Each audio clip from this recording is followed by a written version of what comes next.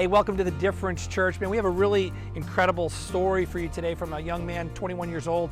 His name is Jonathan. Before we get into that, I just want to say what a weekend it was.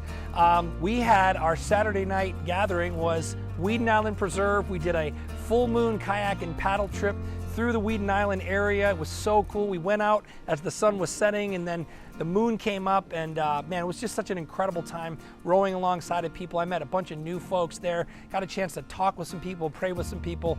Man, I want to encourage you to continue to get involved. We have our next outdoor event on March 12th. It's a Friday night, 7 o'clock, rooftop revival. Don't miss it. Go to difference.app and click on the Serve tab. Hey, and then we had an opportunity to serve those less fortunate than us on Sunday, and it was so cool how we were able to go out and we did an ice cream social for folks that are living in a homeless encampment. And then we went to a parking lot. We were able to bless people with all kinds of groceries and food. And man, as the people were coming through the line, I was just paying attention to all these people that have just been totally marginalized, totally forgotten about. And there was this one lady that came by. She had the sweetest voice, the sweetest demeanor. I handed her a bottle of Thousand Island dressing, and it was like I was handing her a gold brick or something. She was so grateful for it. And man, as she walked away, she kind of gave me this little wink, and it was like, man, that reminds me of that verse in Hebrews that says, always be hospitable to strangers because many have entertained angels and never knew it. I feel like I entertained an angel. It was a pretty cool experience. Get involved somewhere to serve in your community. All right, Jonathan's story, man, talks about his entire life as he was trying to find himself and how idols have sort of become that thing to replace God in his life. And so I hope this really speaks to you, and I hope that you're going to be challenged by the questions afterwards. If you're watching this by yourself, go to difference.app under the weekly tab and download those questions so you can take yourself through that. But ultimately, we want you to be in community with someone watching this together and then discussing how it affects you. Enjoy it. God bless you. Looking forward to hearing the stories that are happening this week in The Difference.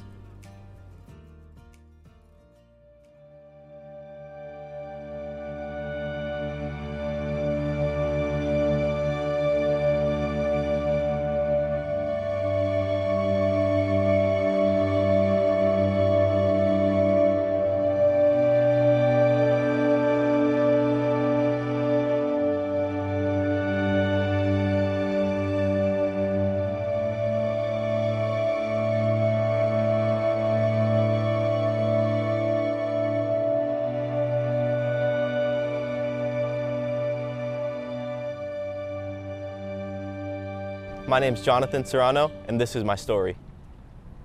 So growing up, things weren't always easy. I grew up in a single-parent home. I was raised by my mother, my loving mother, 2 sisters, and a brother who cared for me deeply.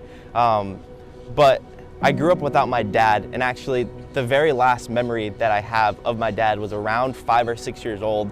It was the very last time that I went to his house, and even then, he still wasn't really around. It was a complete checked out mode, and that's the last time that I ever remember that. And so that experience left me feeling a lot of anger, hurt, guilt, shame, abandonment, and I didn't really know how to process that or how to feel about any of it. And so I just built up every wall possible just to keep people out of this little tiny bubble of anger and rage that I felt just because I didn't think anyone could ever love me if my own father didn't. And so like I said, I had a family and a mom that loved me so much, and she actually brought me to church very frequently. We went to church quite a bit as a kid, but there was so much anger and rage built up inside of me because my dad wasn't there to teach me the basic things that I should probably have known. And so none of that was being addressed at all. And just to kind of paint a picture in your head of what that anger looked like, with having such a loving mom and siblings around me, there were times where we would get in very tiny arguments and I would lash out and just not remember any of what happened and just be punching walls and screaming and just angry at the world. And I would even envision like me meeting my dad again, because at this point, like, I can hardly remember what he looks like. And so I can remember envisioning my dad in a room with me and just picturing all of the ways that I could possibly hurt him the way that he hurt me. The abandonment, the loss, just the anger and frustration that I would be letting out onto this man that he probably didn't deserve, because all he deserved is the love of God, which I was being taught. It's just there was so much anger and frustration and stress that none of that mattered. even while I was going to church, I figured out a way to just push everything in. And after a while, you could hardly tell that there was even anything wrong with me. I looked happy on the outside. I looked completely okay, but none of that anger, none of that frustration was ever resolved. And so I got really good at faking it till I made it. And while going to middle school, I met a couple of friends that started to kind of really care and have an interest about who I am and accept me for me. And they invited me to their little youth group event that they were going to. And it took about 7 or 8 times for me to actually go, but it ended up being a super cool party. I really only went because I heard that there was pizza, there was games, they had basketball, which I loved basketball. And so I went and it was super exciting, super stimulating. And then I went back the next week and none of that was there. There was no games, there was no pizza. I mean, there was pizza, but there was no like basketball, there was no soccer, there was no stimulation. And so I kind of just sat there and listened to everything that they had to say, and there wasn't really a change until I met this man, this new youth leader. His name was Jason, and he really started to accept that call of discipleship in my life, and that's where things really started to take a turn. All right, so let me backtrack a little bit. So I got introduced to pornography at a pretty early age, roughly around 5th or 6th grade, and I was dealing with so many things that pornography was just something that I ran to and something that drew me in super quick and kind of just stuck me there. And I was really embarrassed about it, and no one talked about it. I had no father to teach me about what any of that stuff meant, what it does to me psychologically, physically, any of that stuff. And so fast forward, I meet this Jason guy, and we're going to youth group. He's my youth group leader at this point, and he sits us down in our small group of only guys, and he just throws it out there. I was surprised. He just goes, all right, guys, pornography. And once he said that word, I looked at him and I was just kind of like, bro code number 473, we're not talking about that. And he didn't care what I had to say at that point. He was just like, all right, pornography, let's talk about it. And so as he went around this circle and everyone's kind of sharing, it got to me, and I was so broken, I couldn't even admit that I was fully engaged and fully active in watching and participating in pornography at that time. And he obviously knew it, but he was ready to take on that challenge. These idols that I began to build up, Jason never judged me for them. He never bashed me for them. He walked me through them, and he tried to help me understand where I was at and where God can fit into those moments. And so we went an entire year of just this discipleship and mentorship. And at the end of that year, as a youth group, we ended up watching Passion of the Christ, very graphic. And I remember very clearly the Passion of the Christ ended, and everyone was crying, and I was just sitting there kind of stone-faced. I didn't know what to think, and I still had those walls built up, and I could feel Jason just looking at me at the end of that movie. And once I made eye contact with him, I just broke down. I shattered completely. I was crying like a baby.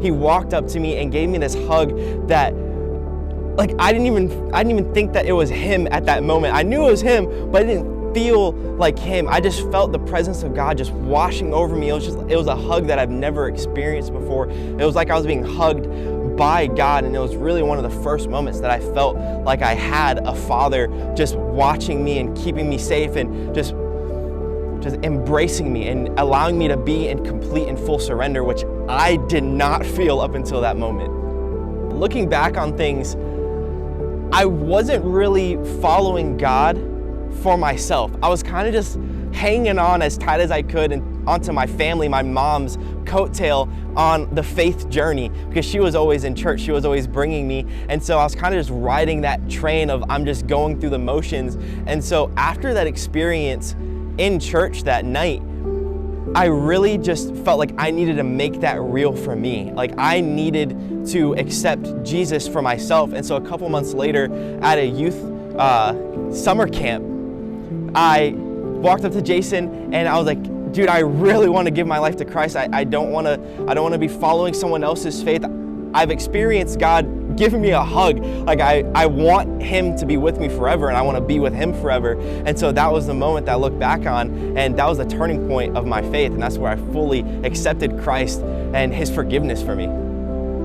Shortly after that summer camp, our youth group closed down. I really don't have all the answers about it. I don't know what happened. It just kind of like COVID-19 made everything come to a stop for me.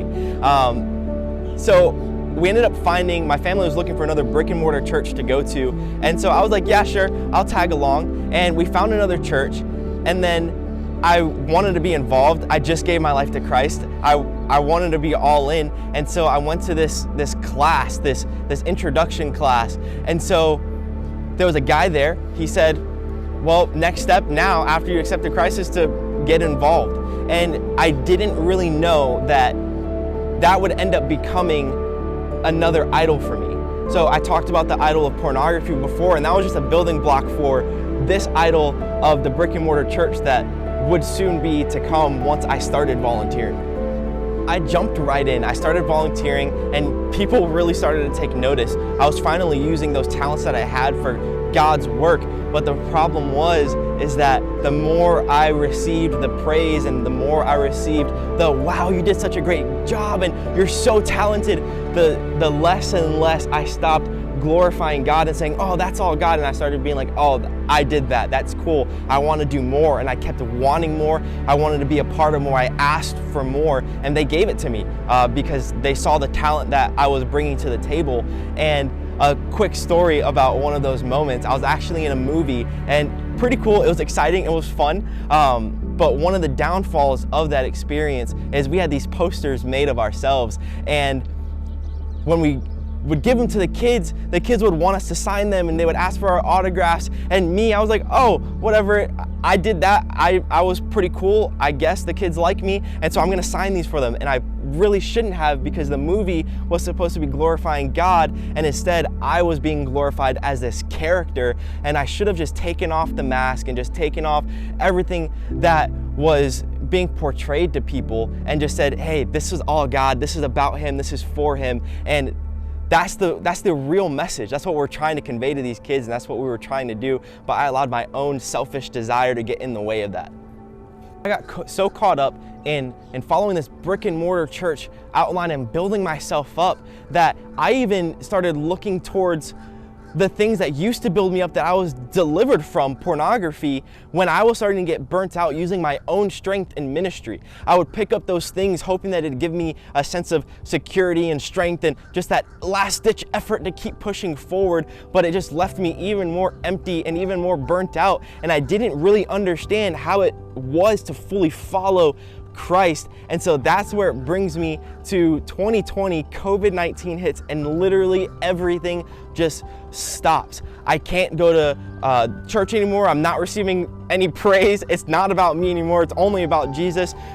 Everything just comes to a halt and I just don't know what to do. I was already burnt out. I was tired. And now the thing that was guiding all of this faith and everything that was guiding my passion and my desire to keep going is now gone. I can't go to it anymore.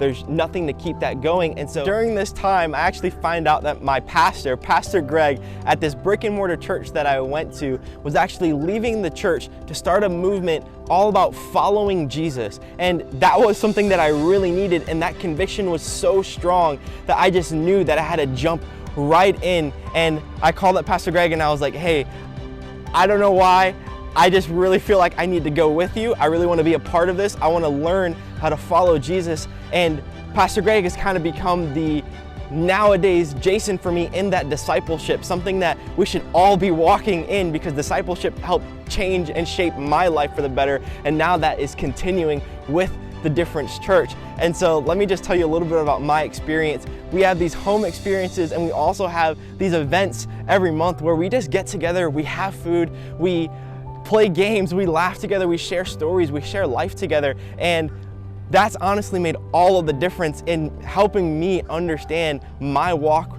with Jesus, because all it is a relationship. All it is me and you connecting together and just sharing life. That's so beautiful, and that's what the difference is starting to create, and that's what the difference is all about, is learning to walk in unison with Jesus and learning how to help each other in relationship.